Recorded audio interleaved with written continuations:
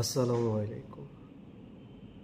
যারা প্রাইভেট কোম্পানিতে চাকরি করতেছেন তাদের জন্য দুটি কথা।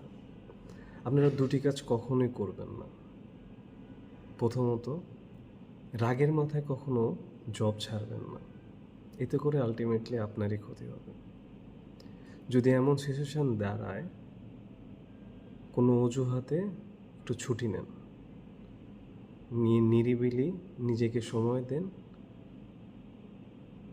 নিরিবিলি কোথাও বসুন, কোনো পার্কে বসুন কিংবা কোথাও বসুন, কিছু বাদাম কিনুন বা কিছু ঝালমুড়ি কিনে খান। আর খেতে খেতে ভাবেন যে এই জবের টাকা দিয়েই আপনার সংসার চলতেছে এবং এই বাদাম খাও এই টাকা দিয়েই চলতেছে।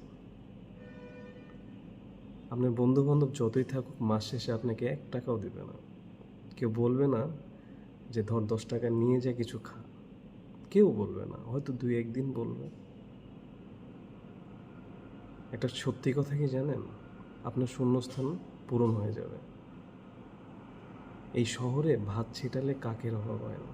আপনার শূন্যস্থান পূরণ করতেও সময় লাগবে না। দ্বিতীয় কথা হচ্ছে, কোনো কলিগের পিছনে লাগতে যাবেন না, কোনো কলিগের ক্ষতি করতে যাবেন না। আজকে যদি আপনি কারো ক্ষতি করতে যান, দেখবেন এর থেকে বড় ক্ষতির মুখে পড়তেছেন আপনি, এর থেকে বড় গর্তে পড়তেছেন। এটা প্রকৃতির নিয়ম। তো ভালো থাকবেন। আসসালামু আলাইকুম।